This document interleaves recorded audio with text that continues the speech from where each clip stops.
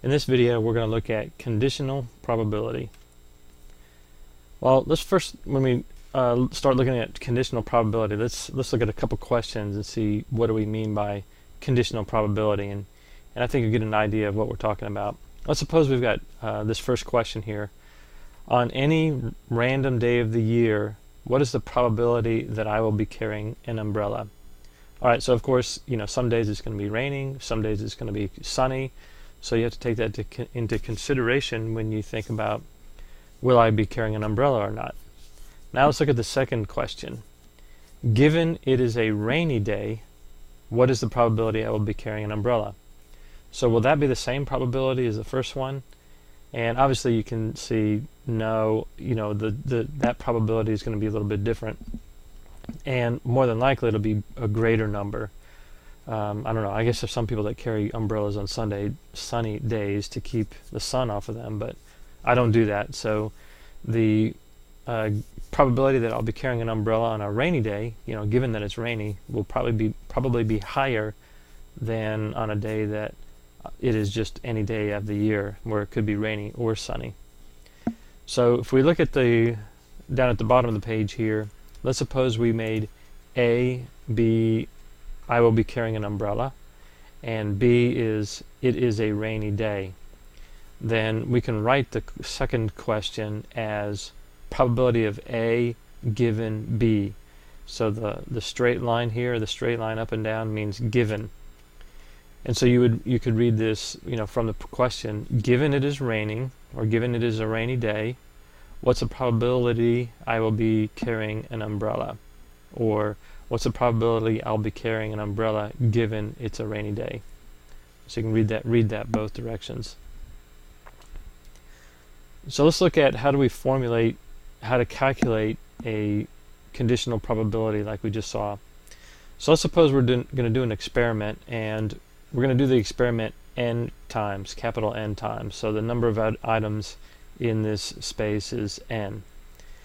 Now let's suppose that we've got some item B that occurs NB times. I've drawn a little Venn diagram over here, and so this blue part is B, and so that is NB, or the number that are in B. Now of those times that B occurs, A also occurs. So we have the intersection of A and B here, in the middle here, of course. And so we see that when we're doing this probability, we say given that B occurs, what's the probability that A will occur? So once we've said given B occurs, we know that this is the only elements that are possible. And so you can think of that now this part B becomes our new sample space, or that this is the total number of elements that are possible, is all of those in B. So if these are all the total elements that are possible, and we want to know, given that this is true, what's the probability that A occurs? Then the proportion that's A out of all of those that are in B is just this intersection part. And so the probability then that A occurs given B, given that we know B occurs, is just going to be this small portion compared to all of that are in B. So the probability that, or given that B occurred, what's the probability A occurred, is going to be just that probability, or that amount that is in that intersection, divided by the total amount that's in B. And so A will occur this fraction of time relative to B. And now if we divide the top part and the bottom part by capital N, then those two become probabilities.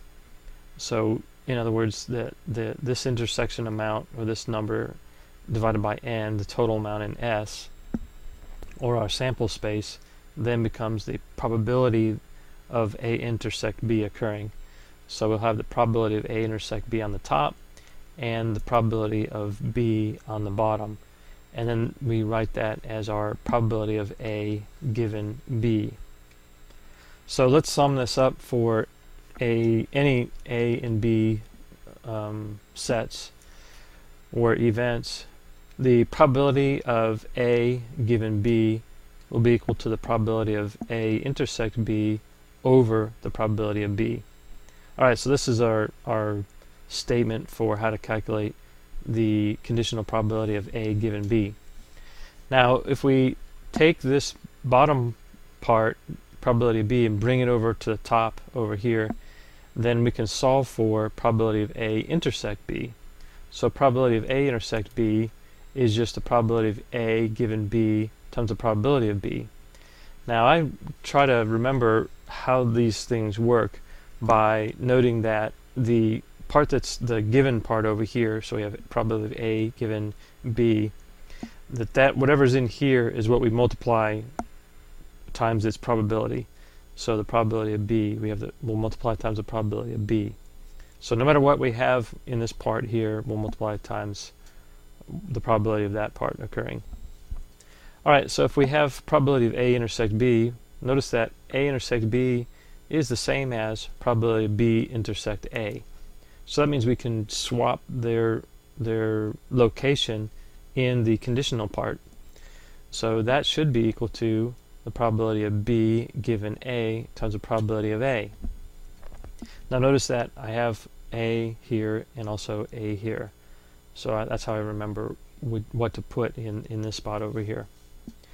Now we know that we have now that these two are equal, so I just set them equal to what we had up here. So this and this are equal, and so I set them equal.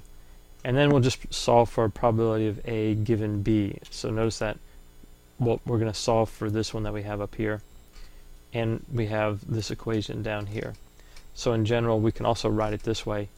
Probability of A given B is the probability of B given A times the probability of A divided by the probability of B. Again, I remember the equation by noting that we have A here, and on the bottom it has to be B, because if I bring this over here, it would match up with what I have in this spot for this part of the equation.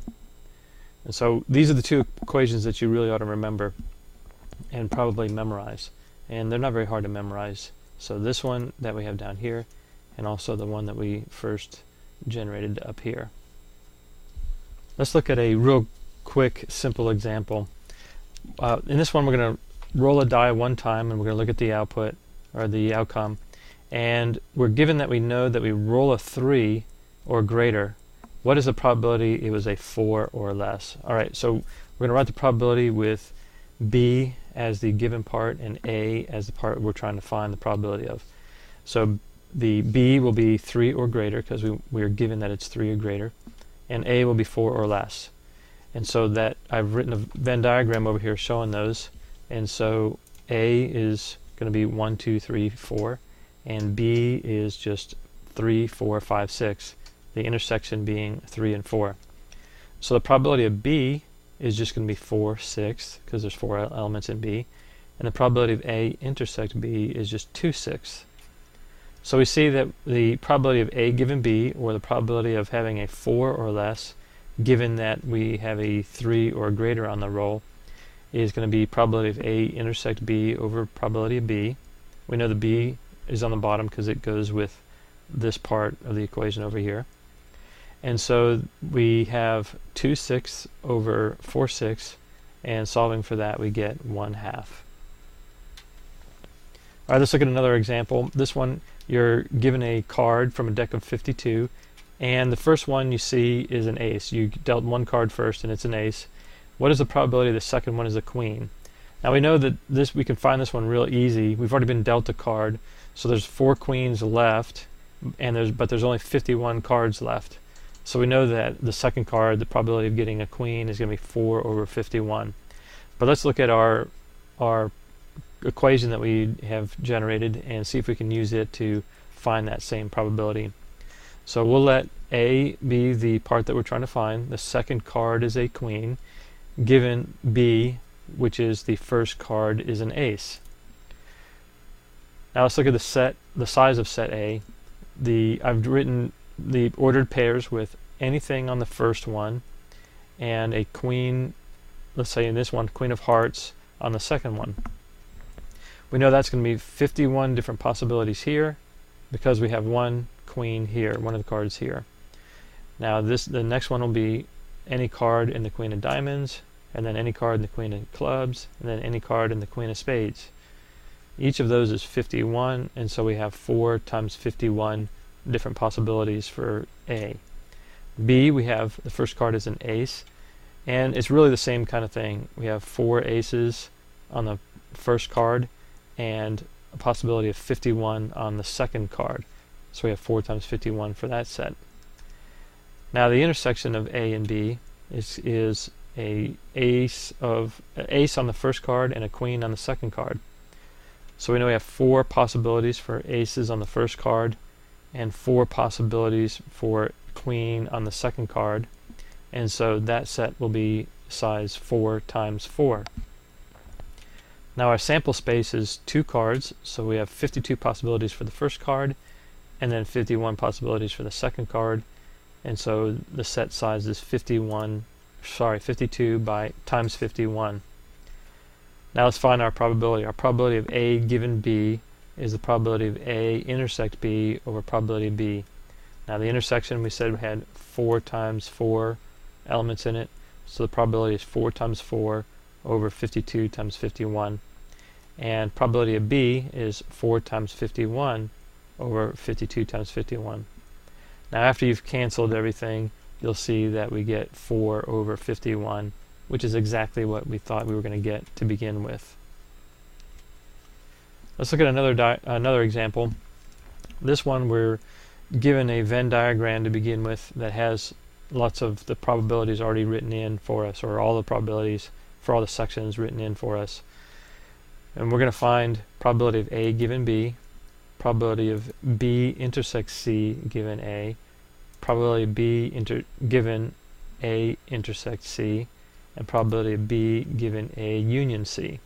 Alright, the first one we already know the equation for. Probability of A given B is a probability of A intersect B over probability of B.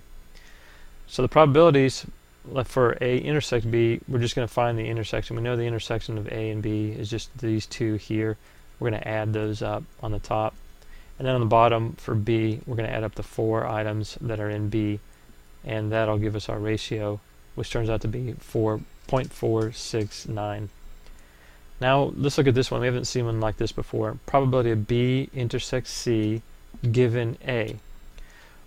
Well, on our equation, we had A intersect B up here, so whatever we had in the first part, we're just going to intersect with what we have in the second part. So it's going to be B intersect C intersect A, and I just wrote them A, B, C in this direction, or in that order.